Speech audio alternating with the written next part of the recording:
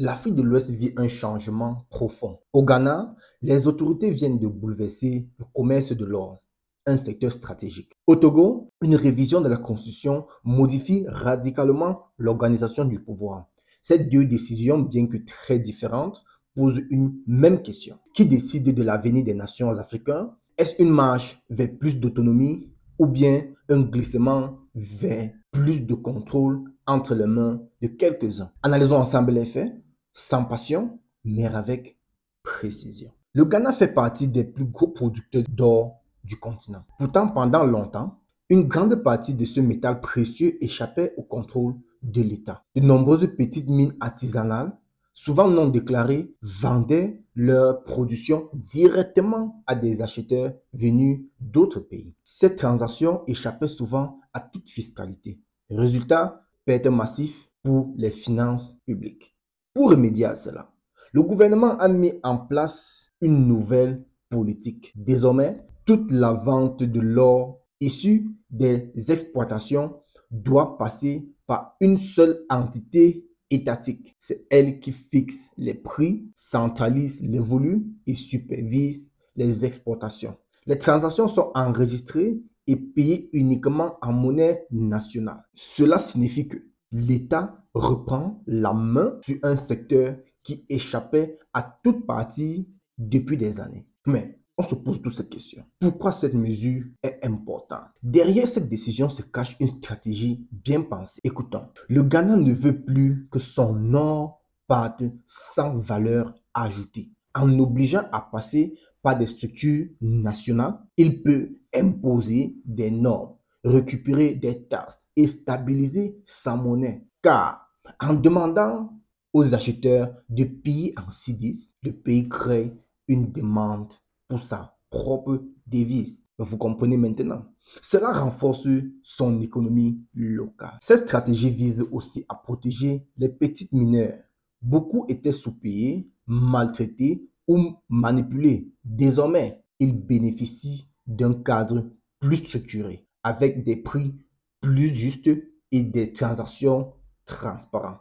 Peu de temps après cette réforme, certaines puissances étrangères, notamment les États-Unis, ont publié des alertes de sécurité sur le Ghana, évoquant des risques d'instabilité. Cela a surpris beaucoup d'observateurs, car sur le terrain, la situation n'avait pas particulièrement changé. Certains y voient un message implicite. Lorsque vous touchez à vos ressources stratégiques, les rapports avec les grandes puissances peuvent se tendre. Le Ghana a aussi rapatrié une partie de ses réserves d'or qui étaient stockées à l'étranger, notamment à New York, aux États-Unis. Ce choix est un signal clair. Le pays cherche à garder la main sur ses avoirs en cas de crise internationale ou de sanctions économiques. Ils ne veulent pas que ce qui est arrivé à la Russie leur arrive. Pourquoi tant d'or africain est stocké ailleurs? On se pose tous cette même question. Depuis les années post-indépendantes, beaucoup de pays africains ont été encouragés de déposer leur or dans des banques étrangères.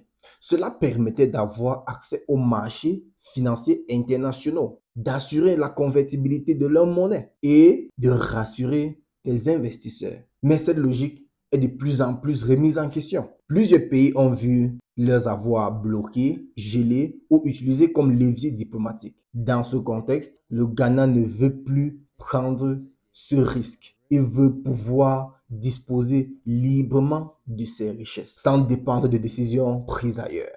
Pendant ce temps, au Togo, le paysage politique connaît une transformation discrète, mais lourde de conséquences.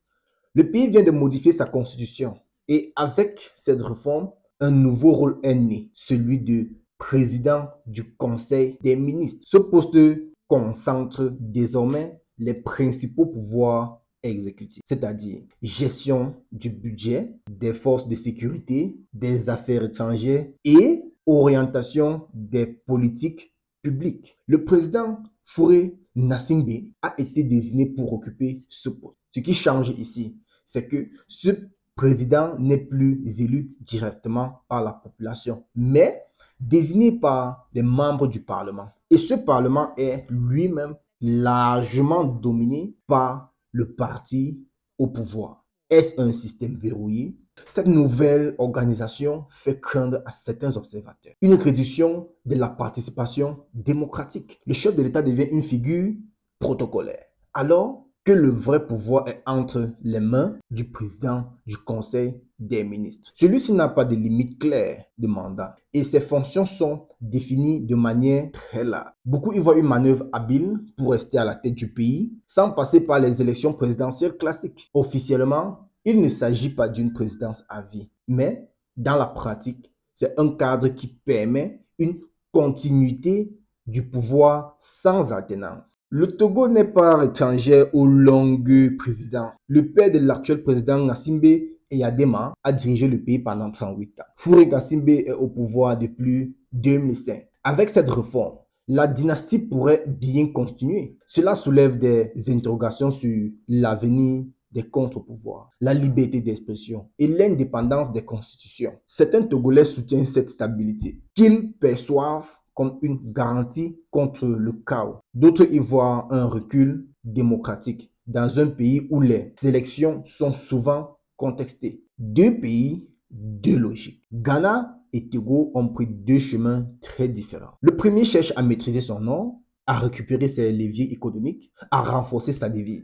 Le second semble concentrer le pouvoir autour d'un noyau politique stable, mais contesté. Ces deux réformes de reprise en main. Dans un cas, c'est la richesse qu'on veut protéger. Dans l'autre, c'est le pouvoir qu'on veut prolonger. Dans les deux cas, cela reflète un besoin de contrôle, de souveraineté, mais avec des objectifs et des méthodes très différents. Ces évolutions montrent une chose. L'Afrique de l'Ouest veut décider par elle-même. Le Ghana tente de sortir de l'indépendance économique, tandis que le Togo redéfinit les règles du jeu politique.